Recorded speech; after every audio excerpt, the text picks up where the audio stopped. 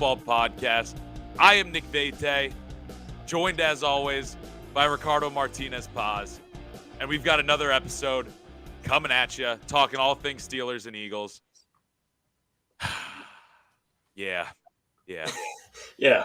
I'm the Steelers fan of the duo here. Not going to lie, things are hurting a little bit. Clearly not on my A game, as I forgot to even hit go live here at the start. Ricardo, I thank you for pressing that button. I missed out on that. Forgot to charge my headphones before we hopped on the stream here, so these are gonna have to get ditched in about 2 minutes here, and I'll be going with no headphones. So I'm a little out of it after the Steelers loss, after the Steelers butt whooping. I forget the term that Tomlin used in his post game press conference, but the Steelers got shellacked if you didn't watch. Lost the game in brutal fashion. The Eagles found another way to win, got another dub, remain undefeated, the only undefeated team left. Ricardo, before we get into these two very different sides, these two very different standpoints that we always seem to be on, how you feeling today, man? How was your weekend? My weekend was great. Hey, let's start out on a positive. Ricardo's 22 years old. We're celebrating the birthday. Happy birthday, man. Come on, it's not all doom and gloom here. It was a great weekend, man, especially because, the Phillies won, Eagles won, so for Philly fans, great. Birthday-wise, also great. And Nick Sirianni actually said it. Great time to be a Philadelphia sports fan right now. Yeah, the Eagles are undefeated and looking like one of the best teams in the NFC. The Phillies just won the wild card series. They're going on to the next round of the MLB playoffs. The Philadelphia 76ers are one of the best teams in the Eastern Conference. The Flyers, we don't have to get into that. Not quite as positive, but yeah. Hey, the Philadelphia's got a lot going for them right now. Yeah, exactly. Yeah, the thing that I found the funniest was it was a bad weekend to be a Cardinal. When the Eagles social media posted it, I laughed so hard at that. I was like, damn, it was so dirty, but it's true. Absolutely. It's true. It's interesting, too, because then you flip it over to Pittsburgh, and it's like for all the success that Philadelphia is having, the Steelers are having one of their worst starts to a season, really, dating back to the Bill Cowher days. The Penguins, I mean, they're looking like they're going to be a solid team, but at the end of the day, they've been eliminated in the first round of the NHL playoffs the last 4 years, I think it is, dating back to their second Stanley Cup. They don't have a basketball team, and the Pirates were one of the worst teams in baseball this year. So, quite different shoes for the two major Pennsylvania cities right now. But we're focusing on football, and we will get into football here. And we got to start with the Steelers today, dude. I'm not going to be able to sit here and talk about the Eagles until we get things sorted out with where the Steelers are at, and we talk through everything that's going on a little bit. So, I think we're going to start with the Steelers here. And, man, I think I should just dive right into some of my takeaways because there's a lot to kind of break down in what went on here, and there's not a lot to be positive about. So we will start things off here. And the first thing I got to say, when you look at this game as a whole and you look at the final score, Steelers losing 38-3, I think Cam Hayward said it best. This was an awful performance, and there's not a single guy on this team who can come away and say, hey, I had a great game today.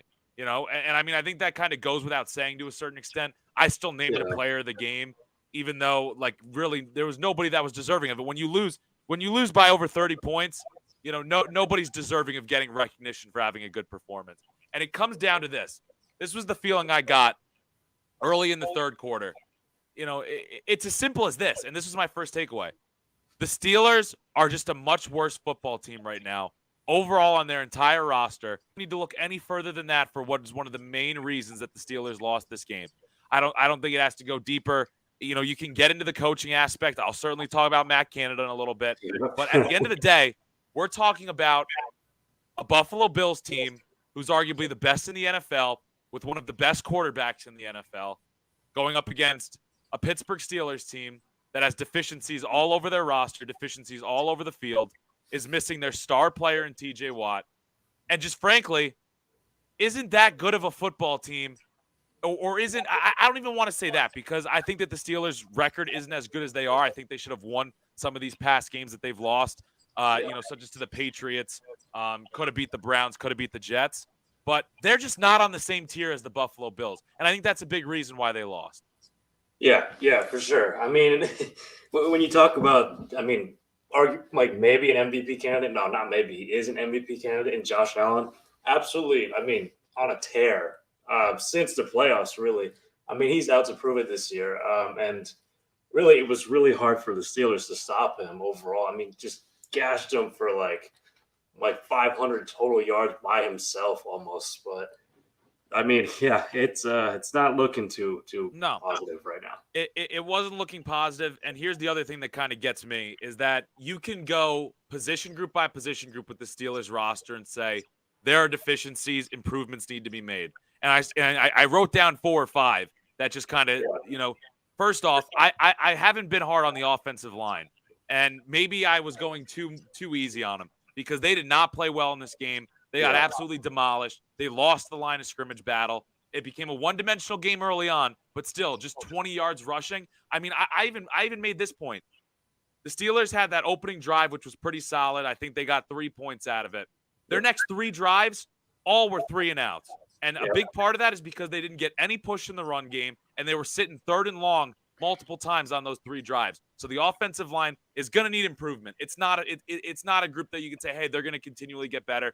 There just needs to be upgrades made. The interior defensive line, Larry Ogunjobi got hurt.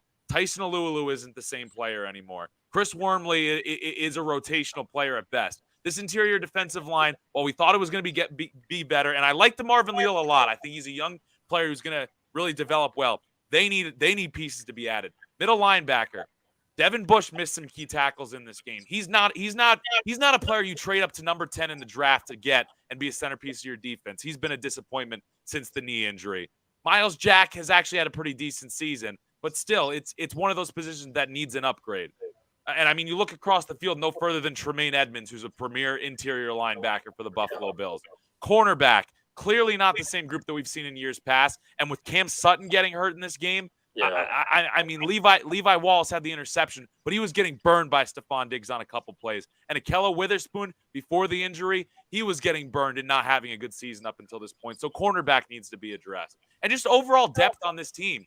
I mean, every team is going to sustain injuries. Look no further than the other team we're going to talk about later, the Philadelphia Eagles, sustaining injuries all over the field in this game, specifically on their offensive line. And they're still able, because of their organizational depth and drafting and scouting players well, they're fine. They sustain injuries, and teams are going to deal with them, but the Steelers just don't have that organizational depth. So, this was kind of my first takeaway. And, it sucks to think of this Steelers team that's had such sustained success being in a bit of a rebuild, but I still think that this is a team that can win games. And I still think this is a team that, because of the extra wild card team, 7 teams make the postseason per conference. They'll always be within striking distance this year. I think, going forward, if they go 1-7 here into the bye week, you could kind of write them off. But if they can win a game or two, it's still feasible that they could pull themselves within striking distance of a wild card. But there's too many issues on this roster for them to be a legitimate playoff contender. And it's going to take, I think it's going to take at least 2 off seasons worth to really get them to a spot where they can be a legitimate contender again. So if you're thinking that way, so what are you, I don't want to say giving up on the season, giving up hope. No, I'm not giving up on the season, because here's the thing. I still think, and we'll get into the preview of the Bucs matchup, I still think it's feasible that they can win games this season. I still think it's feasible that they can finish around 500. I'm not going to say that they're going to be over 500 still, because, when you can't beat the teams you're supposed to beat, like a Patriots team that is clearly not the same that we've seen in years past, and is certainly a beatable team in the NFL and is certainly on the same tier as the Steelers. And you don't beat teams like the New York Jets, who you go into the fourth quarter with a 10-point lead.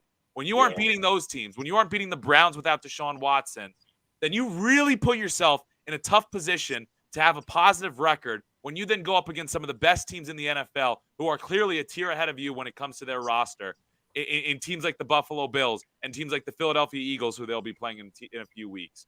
So when you put yourself in that position where you're not beating the teams you're supposed to, or you're not beating the teams that are on the same, kind of playing field as you, you're putting yourself in a spot to just, not make the playoffs, frankly, simple as that.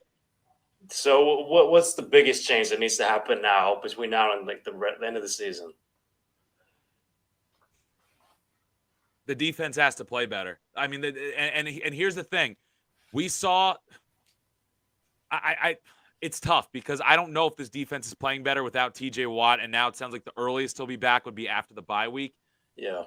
And this kind of leads into my second point. We can chant fire Matt Canada all we want. We can shout it from the rooftops. I think he's gone after this season, if not earlier.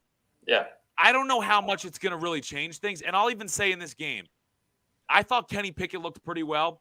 The stats, he put up good stats, threw for over 300 yards, one interception that wasn't even that bad, had a positive completion percentage. They just didn't punch the ball into the end zone, didn't get a touchdown. Chris Boswell missed 2 field goals. They went for 4th down in the Bills' territory 2 other times and didn't convert. So there's the potential that they could have put up double-digit points. They could have been up around 15 to 20 points. So I do think that this offense is going to be able to move the ball, and I do think they're going to be able to score.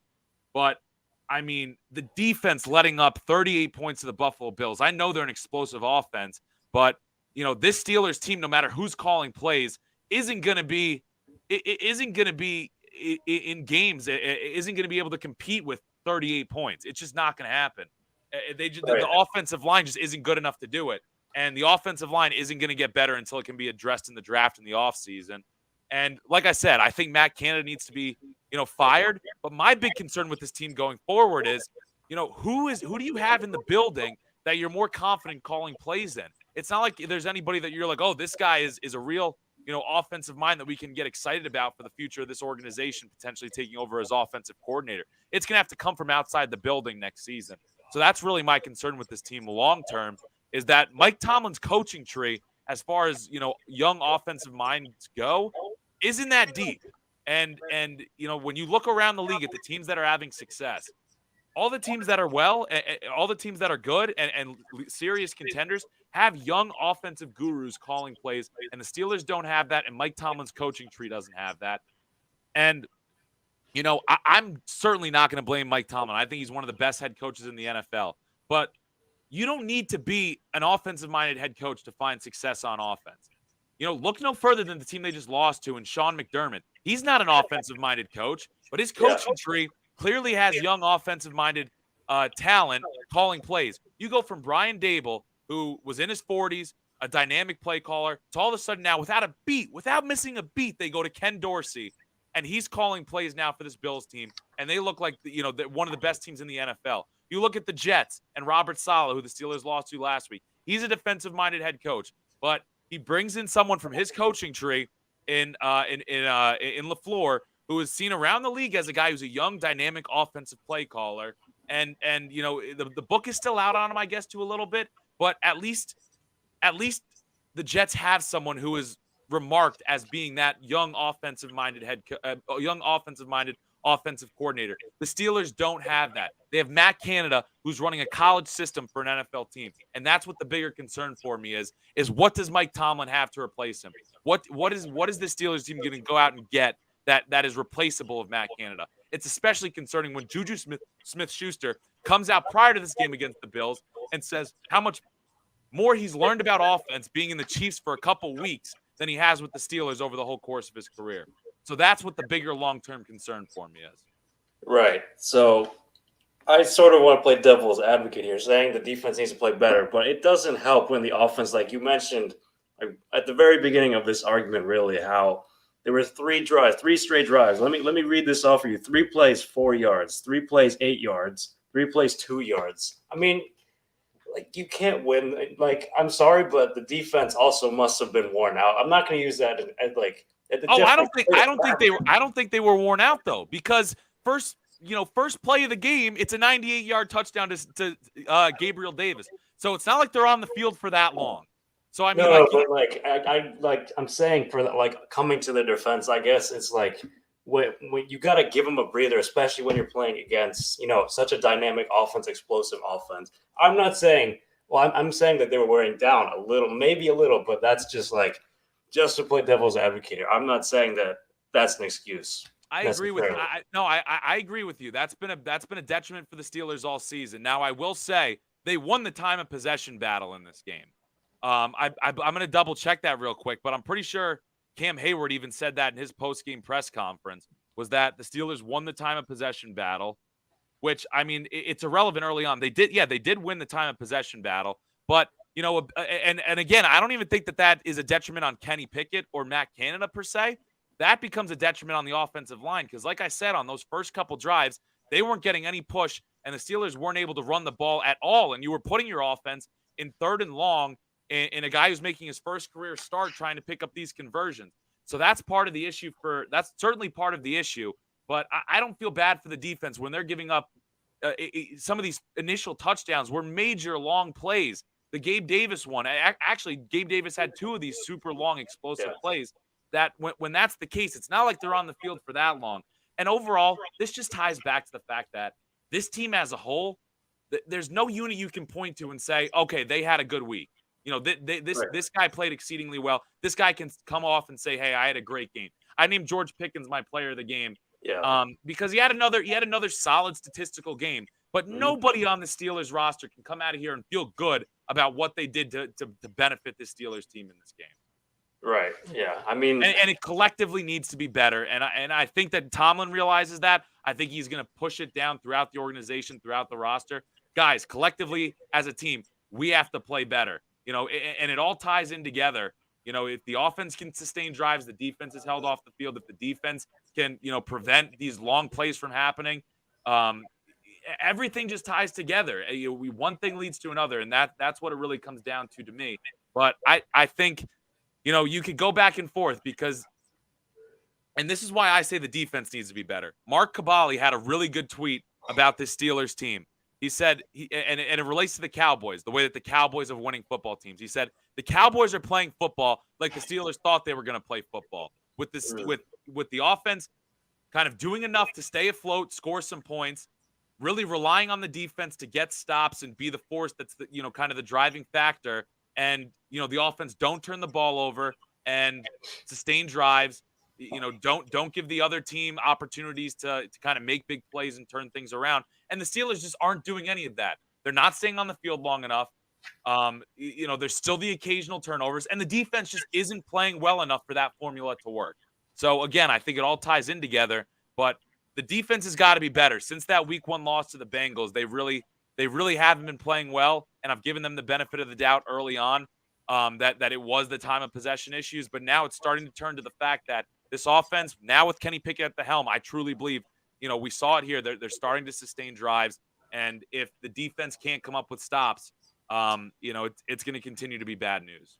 Yeah, no, kind of going off of Kenny Pickett, I'll give you my kind of takeaway from it. I didn't watch the game, but just from seeing the stats and watching the highlights and stuff like that, I mean, it seemed like he was, like you kind of alluded to last week, you touched on it, how he's willing to stand in the pocket and take those hits. I mean, it's just like, I love it. Like compared to Mr. Trubisky, like that's like, obviously you don't want him to take those hits. But he's still delivering strike after strike. He's just standing in there. He's a tough dude. That's what you like to see out of Pickens. I mean, like, and you can already see a connection with Pickens. Like, it's already pretty good. 6 catches, 83 yards. That one contested catch that Pickens had was, I mean, just shows you the potential that both of them have, really. So if there's any silver lining in this game, I would say Pickett and Pickens are those 2 players that can maybe say they had an okay game. I think, yeah. I mean, I don't really have much more to add on Pickett. I thought he did very well. It's hard to really, like, it's hard for me to be like, okay, I'm going to really evaluate Kenny Pickett here because this Steelers team just as a whole didn't play well. Like, but the stats, I mean, the fact that he, you know, I have the stats right here of how he played specifically. I mean, 34 for 52 and 327 yards, the 1 interception, which wasn't even that bad. And I did think that he managed the offense better than Mitch Trubisky. So, I mean, like, hey, it's certainly positive. And the other thing I'll say, this guy, I think that the leadership is 100% there. And I don't know if you've heard him talk and if you've really like heard Trubisky talk. I mean, throughout Trubisky's career, maybe you've heard him like kind of talk a little bit in the way he carries himself. But I think Kenny Pickett has so much more of kind of a swagger and a moxie and kind of a confidence in himself. And I think the confidence is the main thing. He has a confidence in himself that I just don't think Mitch Trubisky has. I don't know if you agree with that, but I think that, you know, Kenny Pickett definitely has a leadership quality that I like. I really like what I'm seeing from him off the field too. And I think that he's definitely, I'm really excited to see kind of how he does going forward here throughout the rest of the season. I'm glad the Steelers made the move, even though I was an advocate until waiting until after the bye. I think he definitely puts the Steelers in a better position to win than Trubisky.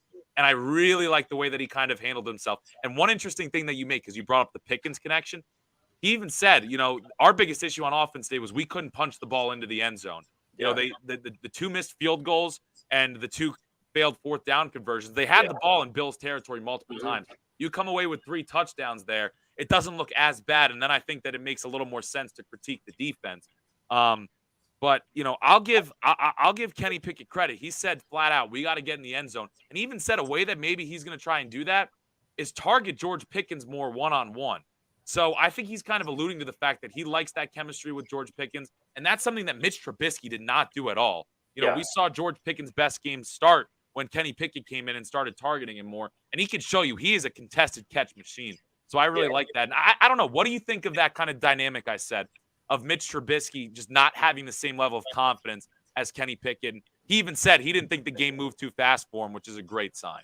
No, I totally agree with you. It seems like he has this internal fire, sort of this confidence, as you said. Like, he definitely has it more so than Trubisky had. I mean, it clearly shows. It's just and I don't know, for other players on offense especially, when you see your quarterback, taking those hits from from defenders or whatever, and just pick himself back up, that's something that motivates the team to rally around you. That's the kind of quarterback that I want to see. Oh yeah, and I'll even say towards the end of the game when he was making a play, he said, I'm going to play until the last down. Like I don't care what the score is. That's a little bit cliche. Like everybody's going to say that. But what I love is him getting tackled on that one play where the defender was kind of going towards his knee. He gets up and shoves him off of him when the guy is 200 pounds heavier than he is. Yeah. And he says, "Get the F off me. This is a little bit of a dirty play." And he's not backing down. I love it. I'm so happy, to see the moxie that this guy plays with. Jukes Okorafor comes in right after him and makes sure that he doesn't get into a fracture with a guy that's, double his size. But I love the fact, and that just shows me he's not backing down from anything. And I think that this guy plays with a fire. I'm excited to see him go against some teams that are, a little bit more on the same tier as the Steelers. And, maybe the Steelers can stay in some games a little more. And we'll get into the Buccaneers and talk about that in a second. But I certainly, I'm not going to sit here and heap praise on anybody, but I like a lot of what I saw from Kenny Pickett in this game. And I'm excited to see, how things go going forward. So, I don't know if you have anything else to add on the Steelers, but, that's pretty much all I had to say on what they've gotten. Like I said, my biggest concern with this team going forward is really what does the offensive, what does the offense look like, not just going forward the rest of the season, but going forward year after year? And how do they really address getting some more young, offensive-minded, dynamic play callers in here? Just some more, I just think Mike Tomlin's offensive coaching tree needs to be better, which is a point that I put in my key takeaways. And it's something that concerns me going forward for how this team is going to get back to kind of not only building their roster back up to being a relevant playoff team, which, like I said, is going to take an off season or two, but also, how are they going to get back to being a dynamic offensive unit? And I think the play calling is a big factor of that. And there's really nobody in the building that gets me excited to say, hey, maybe this guy can step in and doing something. You went from Todd Haley to Matt Canada, and really you've got two guys. Todd Haley's not even in the NFL anymore, and Matt Canada's days are numbered here one way or another. Yeah. I mean, you've summed it up pretty well. I've got nothing else to add, really. Okay, so let's get some positivity in here, man. It always goes like this, dude. I'm either sad or I'm angry. I was angry. I was really angry yesterday during the game, and now at this point, I'm just kind of sad and critical and analytical about it. It's a bear, dude. It's a bear, and then it always turns around, and we're always positive about the Eagles, man. We got to get a Steelers win in here soon. I can't keep talking negative all the time. I'm too positive of a guy to keep talking negative about the Steelers every single week. Yeah. All right. Well, sorry to sort of kill it a bit. I'm gonna start off a bit with the negative, but also positive. So really, my first takeaway is that the Eagles D line kind of struggled against Kyler Murray. I mean, they only had one sack against him, and the starting the offensive line for the Cardinals wasn't anything like special. So I would have expected a bit more, like a few more sacks, perhaps. Hassan Reddick got the only one. I mean, he's a bright spot. I mean, I'm not gonna lie to you. I mean, he's had a sack the last 3 games now, so but looking like he's getting, I mean, getting our money's worth out of Hassan Reddick. But we allowed the most rush yards since the Lions game, 124 rush yards. 3 of them were 10+ runs, which I don't know have the exact number on that, but I from all the games, at least from the eye test, just like they don't in like the last like 2 games, 2 or 3 games, I haven't allowed like very long runs really. Kyler Murray also threw for 250 yards, but only averaged 6 yards per attempt. But the Eagles secondary, I guess, did enough overall. I mean, this was a game the Eagles could have easily lost if it weren't for like Kyler Murray sliding before the first down marker. Overall, I mean, That was so crazy. it was yeah, but yeah, no, the Eagles D line did just enough. I mean, they did a pretty good job of containing him, keeping him in the pocket, except for on 2 like designed QB runs.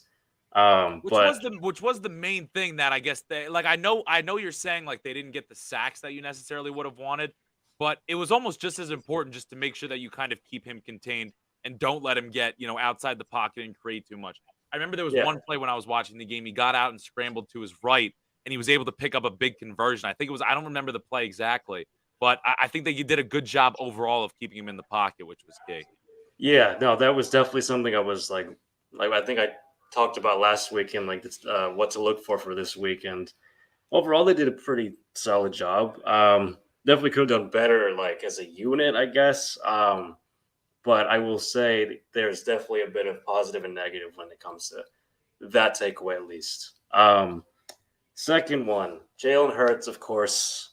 I mean, he does everything. Like he punished the Cardinals defense. I mean, what? Like completed some tough throws, extended some drives, extended quite a few by scrambling, and then there was that one big game by Devontae Smith. I think it was Jalen Hurts rolling out to his left and somehow found him in the middle of the field. That just shows you what he does, really. And yeah, I mean, he led the team in rush yards. I mean, like I said, he kind of did it all. He scored the only 2 touchdowns for the team on their lowest scoring like points total this season. Like it again, it wasn't exactly pretty, but again, it was enough to win this game. 239 pass yards. I mean, it's like the stats are like solid, I guess. 239 pass yards. Like no touchdowns, no passing touchdown, no interceptions, 89.9 passer rating. And then there was this other stat where it's like most rushing TDs through 25 career games, passing Cam Newton now. I mean, that's wild. He's carrying this team on his back, kind of. Absolutely. Absolutely. I mean, I was going to say, I mean, we're talking about these numbers like they're like, oh, like they're solid. But I mean, like, I'll be honest here. I'm a little bit of a hater on the Cardinals. Like I just don't buy into them being like a legitimate playoff contender. Like given seven teams making the playoffs per conference, like they probably still have a pretty solid chance of sneaking in as a wild card team. But like, let's be honest here. Like the Cardinals are still a solid roster. Like probably between them and the Vikings, probably the best team they've played so far. So it's like for them to get the win and for them to beat this team and for Jalen Hurts to really kind of take matters into his own hands and do enough to get the job done. Like it's certainly positive, man. It's certainly positive. And, no interceptions, which is another big thing. He's only thrown 2 on the year so far. Like where are you at with him? And where are you at with kind of like, where are you at with Jalen Hurts? Are you like fully invested in like, this guy is one of the best quarterbacks, maybe not like the top tier of quarterbacks, but certainly like a tier below the best quarterbacks? Or are you still a little bit skeptical to a certain extent? No, I don't think I'm skeptical at this point. He's definitely in that second tier, if not the first one. But like he's like playing well enough to win games. Super Bowl. Like I think he's done enough to say you can win a Super Bowl. I've always said Jimmy Garoppolo and Jared Goff are guys that you can win a Super Bowl with. We've seen both of them make it there when you have the perfect scenario around with them. But like Jalen Hurts, you can win a Super Bowl with him, and he's like dynamic to a certain extent of like he can create, he can carry a team on a back in games if he needs to, and he can create in certain scenarios when you need him to create. And like, I'm not saying that like I'm not ready to put him in a category with Josh Allen and Patrick Mahomes and Justin Herbert and those guys who I would put in my top tier. But like, he's in that tier below where like he is a super dynamic quarterback that you can win. I'm personally not skeptical about him anymore.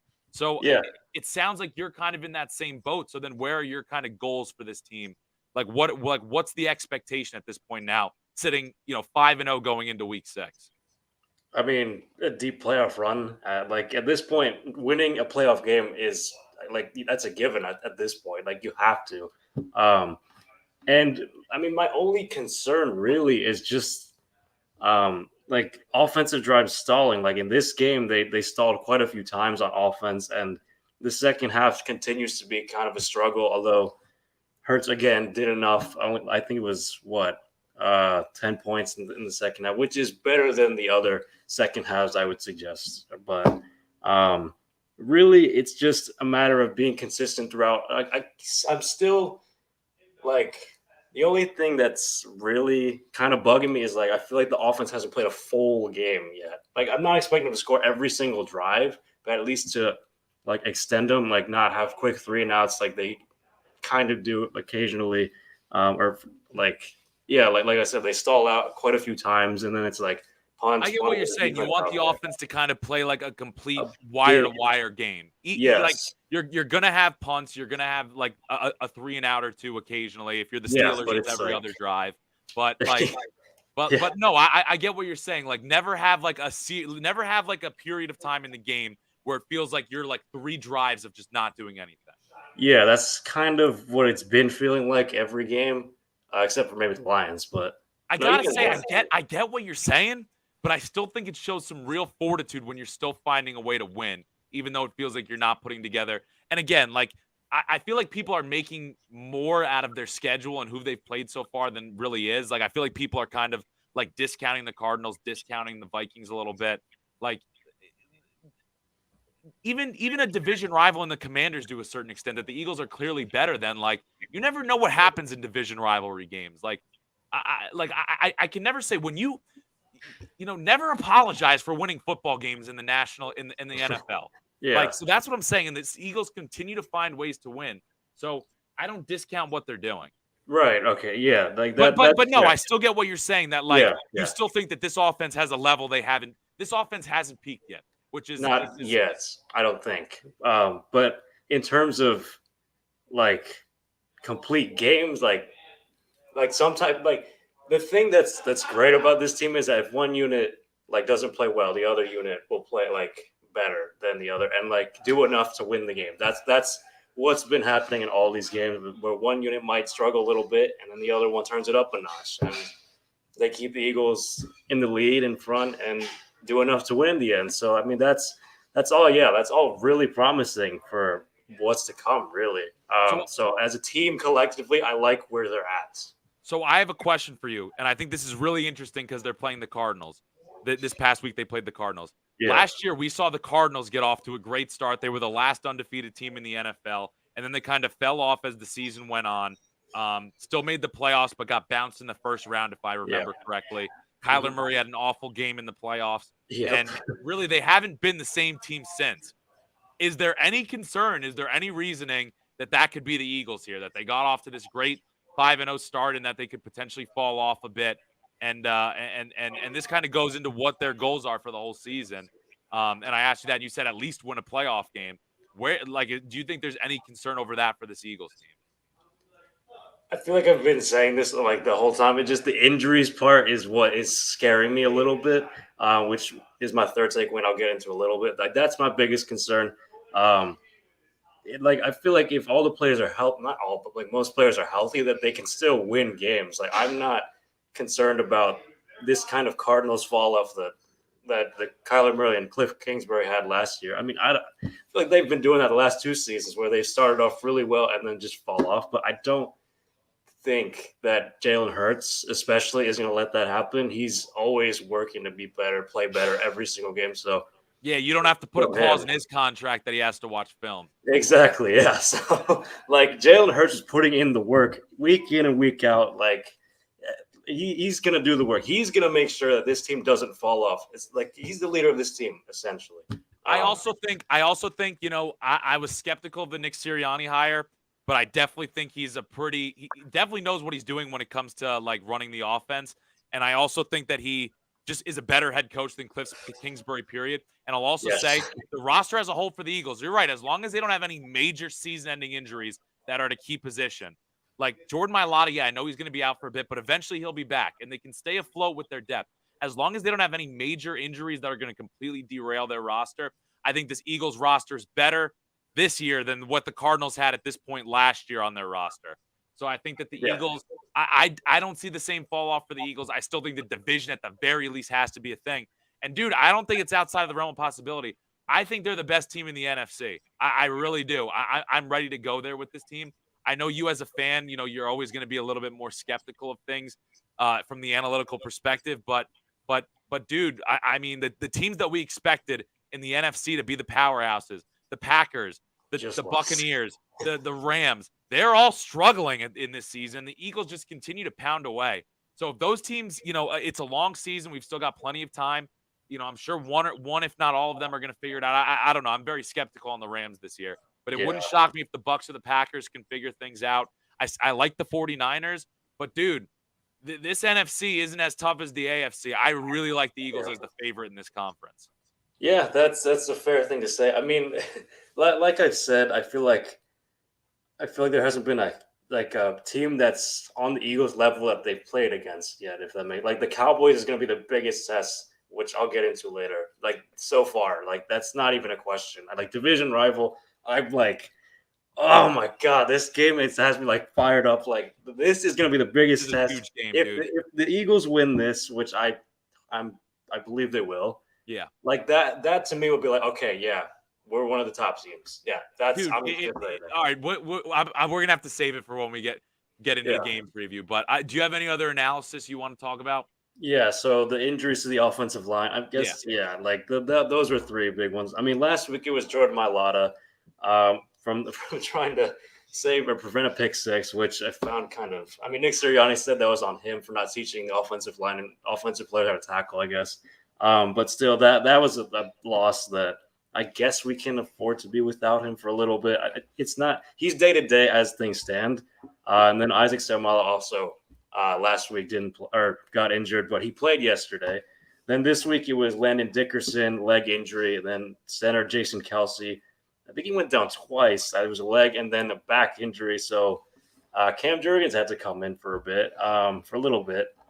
So it's up in the air for them. I mean, the starting lineup at one point yesterday was Jack Driscoll at left tackle, Suapet at left guard, Cam Jurgens at center, Isaac Seumalo at right guard, and Lane Johnson at right tackle. I mean, injuries happen. It's obvious. It's just unfortunate that it's to three starters now and who might not be able to play against the Cowboys Sunday night football. But kind of get into that after as well. But yeah, that's my last takeaway. No, I mean that it's brutal. I mean, I've said it before. The good thing about this Eagles team is Howie Roseman's really accumulated a ton of talent and a ton of depth, and the Eagles kind of have that luxury on the offensive line. But I mean, certainly you're losing some really, really talented players on that O-line, and yeah, it's fortunate that none of them are long-term injuries right now. But we're gonna get into it. This is a week against this really talented Cowboys defensive line. You'd like as many of them to be healthy as possible. Yeah. One more thing. Player of the game, C.J. Gardner-Johnson, 10 solo tackles, not like, and he had a tackle for a loss, pass defense, and interception, obviously against Kyler Murray. So it's always someone different every week that stands out and has like that kind of game. So it always is, dude. It's actually crazy, like how different. And I mean, you could talk about it both on the offense and the defense. Like we talked about the first 4 weeks. The first 4 weeks, it was a different offensive player who was player of the game in each game. And I mean, it's basically been the same thing for the defense. It's crazy how much talent they have, and crazy how many guys continually step up and make their mark in all these different games. Yeah, definitely. So I think we can get into the game previews a little bit. Honestly, dude, I feel like we've been alluding to the Eagles so much. You want to just go right into the Eagles preview here? All right, yeah. I mean, yeah, so my first one really is which Eagles are going to play Sunday night. We don't know. Obviously, we just touched on the injuries on the offensive line. Then they have a few other players, Avonte Maddox, who missed his second game yesterday against the Cardinals, who is questionable going into Sunday. Jake Elliott, obviously the starting kicker. We had Dicker the kicker or whatever. Hell yeah. Hell yeah. I mean, he did well, though. Hey, Elliott as long as he can knock through the ones you need him to, that's all you can ask for. Exactly. Yeah. I'm not like Matt Amendola for the Cardinals. Anyway. No, that is literally exactly it. That is literally exactly it. Yeah.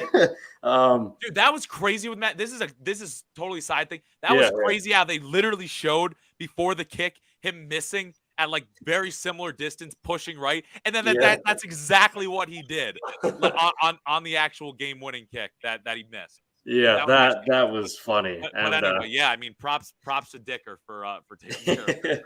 I love the name. They had linebackers Kyron and Patrick Johnson, both questionable as well. And then running back Boston Scott, who, I mean, Trey Sermon's been filling in for him, the former Niner. So there's no really need to rush him back at all or anything. So that's 5 starters total, 3 on the offensive line. So, yeah, really that's my first thing. And, like, because I'm going to allude to later, I guess I'll do it now, that the Cowboys defense is pretty damn good. Second in the league in sacks, third in pressure rate, 27.5% of the time, first in pressures, 7th best pass defense overall, 193.8 yards per game, which is 7th. And they have, star players like Michael Parsons, DeMarcus Lawrence, Leighton Vander Esch, Trayvon Diggs, all 3 levels. Like, they're pretty damn good. It's definitely going to be the biggest challenge for this offensive line, especially if they don't have Jason Kelce, Dickerson, and Mailata this week. I don't think anyone's really disputing it, like that. That is the battle that's really going to be key to watch, is this offensive line against this defensive line. Like that, I think that's like, that battle in the trenches right there is so key. Who's going to win the game? But I mean, dude, I got to say for the Cowboys, I kind of wrote them off a little bit and said Eagles have the division now. Cowboys are going to struggle. It's really impressive that with Cooper Rush at the helm, they've been able to still play as well as they have. So I got to give them a ton of credit on that front. And, honestly, it pains me to see them winning football games this way, relying on their defense, having the offense just do enough to kind of stay afloat, manufacture points in different ways and not turn the ball over, because that's exactly what everybody – that was the formula that the Steelers were supposed to follow to win games. And the Cowboys have done it, and you see them beat the defending Super Bowl champion Rams because their defensive line just flat out dominated a piss-poor Rams offensive line that lost 2 of their best players on the O-line in this offseason. I'm kind of off the Rams at this point. I don't think that they're winning the division. I think they're for real kind of, a middle-of-the-pack football team. So, I think that this is a big-time matchup here, and I'm really excited to see how this game unfolds, because this is a battle for first place in the division. How big of a difference is it going into the Eagles bye week, being undefeated, first in your division, 2 games up on the Cowboys, coming off a win against your arch rival Cowboys, versus now 5-1 going into the bye week, Cowboys in first place in the division? How big of a difference is that? It makes a huge difference. I mean, at least in terms of record, yes. But it's also you're losing to your division rival. Division in the field. I want to know what's the difference in the feel between those 2 alternatives. How are you feeling with those 2 differences?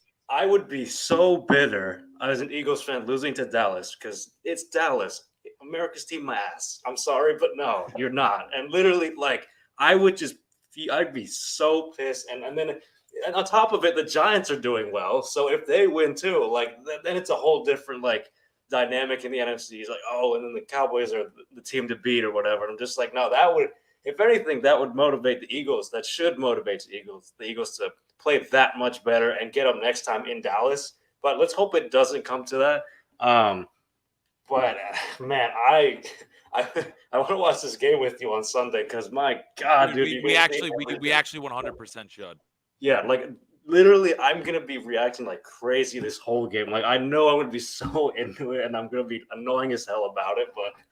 But it's just, I hate Dallas so much.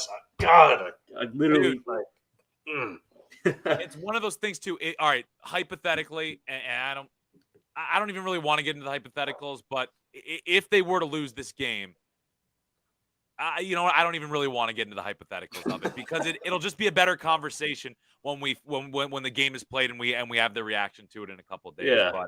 But what else are you looking for in this game? Who do you think is playing quarterback here? Because this is what everybody says. Dak Prescott. This is the game he's coming back for.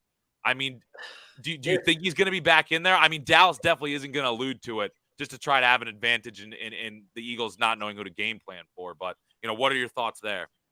I mean, I think it's still going to be Cooper Rush because I don't think the Cowboys should rush Dak Prescott back because especially because he's kind of injury prone. So I don't think there's like Cooper Rush has won the 4 games without Dak. Let me tell you this too. He's had 0 turnovers in those 4 games, and he's only been sacked. I mean, once against the Bengals, once against the Commanders, 0 times against the Giants. Mistake-free football. I mean, he's just executing his offense well enough to win the games. It's well enough. Yeah. Yeah. Which it's well, here's the thing. I think that's fine. He can continue to do that. He can continue to be a game manager. Look, I think that as long as the Eagles don't beat themselves, as long as they're not turning the ball over, and if they can win, if they can hold their own on the line of scrimmage against this Cowboys defensive line, I think that can be enough to get it done because I think that if this Eagles offense can move the ball on offense, don't turn the ball over, that's what I really felt was the downfall for the Rams was the fact that not only did this defensive line of the Cowboys dominate, but they were forcing turnovers in the game as well. If the Eagles can make sure not to turn the ball over, I think that the defense of the Eagles can do enough to, even if Cooper Rush plays mistake-free football, put some points on the board, I still think that that'll be enough for the Eagles to come away with a win. Yeah, I'm going to say 2 more things. First, shut down the run. For the very thing, shut down the run. That's the biggest priority. Put the game in Cooper Rush's hands because he's just a game manager. That's why he's doing enough. The defense is playing well. Yeah, so put it in his hand. Put the ball in his hands and see. And then if they do that, they must create turnovers. Like I said, he hasn't committed one in these 4 games, but the Eagles are first in takeaways, tied with the Bills, I believe, with 11. So this team must create at least one because, I feel like that could be a mental thing for Cooper Rush. It's I've turned it over. Maybe, I don't know. It's just No, that's actually a good point. The fact he has yet to actually turn the ball over. Yeah, so I'm just especially when the Eagles are 3rd in sacks with 17, 5th in pressure rate. I mean, this Eagles defense is pretty damn good too. This Eagles defense is really good. And see, that's what I'm saying is I don't even know if you have to force a turnover, but I think that this Eagles team is good enough to continually continually get stops, continually force the Cowboys to punt, and just overall prevent them from putting points on the board. And I think that that'll be enough to get the win. Look, I get what you're saying about creating the turnovers, and this Eagles defense is really good, perfectly capable of doing that. But even if they just I think they're good enough to just kind of limit what the Cowboys do on offense. So as long as the Eagles aren't turning the ball over and putting in the Cowboys in really good field position, really good opportunities, as long as the Eagles don't turn it over, I think it'll be enough to get the win if Cooper Rush is a quarterback. And I think the same kind of goes for if Dak Prescott's there, man. This Eagles defense is good enough to really just they're good enough to slow down the best of teams, honestly. And I think as long as the Eagles aren't shooting themselves in the foot and putting the Cowboys in better positions than they really need to be in, I think that'll be a key for them. Yeah, no, for sure. The last 2 times the Eagles played the Cowboys, they shot themselves in the foot. That's exactly what they're supposed to avoid, and I hope they do because especially because it's Dallas, and I don't want to see all the celebration on the turnover that Jalen Hurts commits or something like that. But no, I trust this team to go out and win on Sunday Night Football. Otherwise, I'm gonna have it's gonna be ugly. But we're not gonna think about that. We're gonna think positive. We will think positive. I'm not gonna spend a lot of time on the Steelers. Here's what I gotta say. Their next stretch of games, they play the Bucs this week. And the Dolphins. Let me double check this. The Bucs this week at home. Then they play the Dolphins, and then they play the Eagles. All right, here's what I have to say about this game. This Buccaneers team, I think, is definitely still trying to find themselves a little bit. They don't look as good as they looked last year. Certainly don't look as good as they looked 2 years ago when they won the Super Bowl. They're a Yeah. beatable team, a team in the Atlanta Falcons, which, aren't anything spectacular on offense, hung with them the whole game. Look, and I don't think this Buccaneers team is on the same tier as the Buffalo Bills. Like, I think that Yeah. this Steelers team can hang with the Buccaneers. I think that the Steelers are, certainly going to be embarrassed from what happened in Buffalo. I think they're going to come out at home in front of their home crowd, and they're going to really want to prove to people, like, hey, we're better than our record shows. Like, Yeah. we should have beat some teams in the past on our schedule. Like, I think that they will certainly be in this game. And I think that, we don't know what the injury status is really of Tua Tagovailoa and Teddy Bridgewater going forward. And this is Right. looking down the line a little bit. But if you're the Steelers, you got to look at yourself in the mirrors and say, we've got an opportunity here to beat a Buccaneers team that isn't as good as, maybe people were projecting them to be. And then we've got an opportunity against a Dolphins team that's, banged up pretty bad. We got to take advantage of potentially these two games, because otherwise they're going to get in a hole that they really may not be able to dig themselves out of if they're legitimate about trying to stay in the wild card conversation. So, Right. I think this is a game that they kind of gotta win, or at least make a statement. I mean, really, they gotta win it if they want to be in the wild card conversation. And I don't think it's out of the realm of possibilities for them to do that. Right. I mean, honestly, I could see this being as like a low scoring game, especially because the Bucks offense hasn't been that good.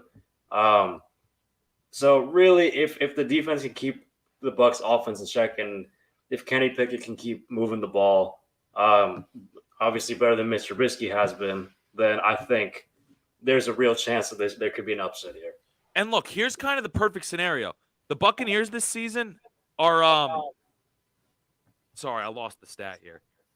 Points scored per game. The Buccaneers are 19th, dude. Like, they're below league average when it comes to points scored per game.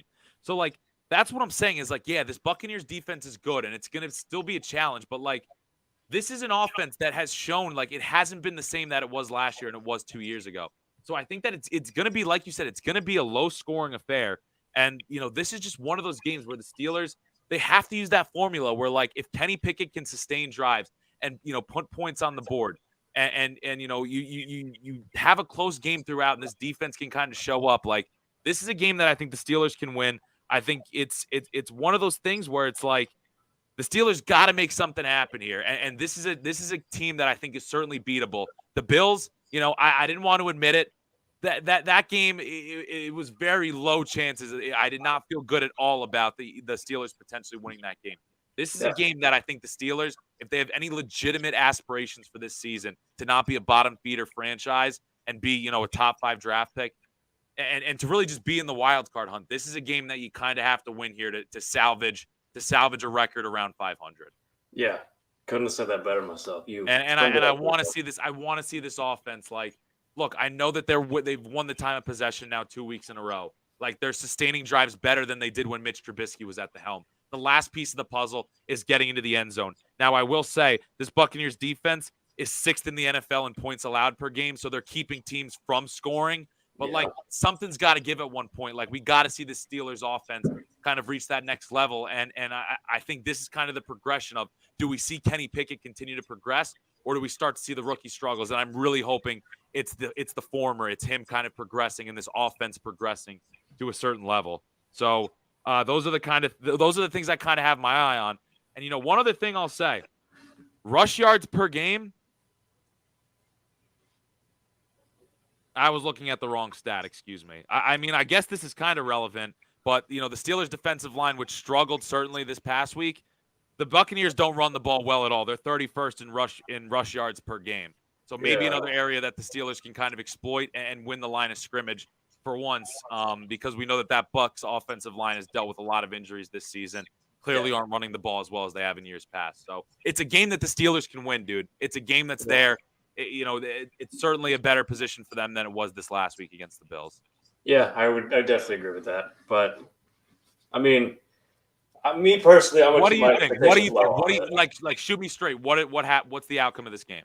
I think the Bucs defense is good enough to keep the Steelers, like, limit them in points wise. So I think the Bucs do just enough to win.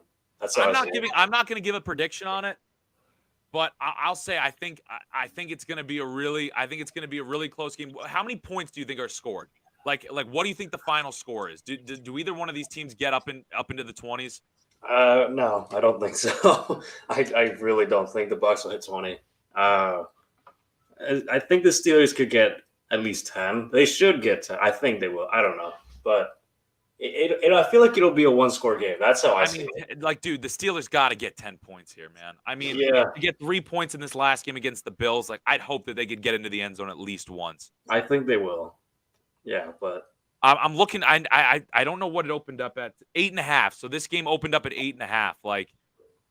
That's the spread on it. Again, not a gambling podcast or anything like that. But I certainly think that the Steelers can be within that range. I think it's gonna be a low scoring game.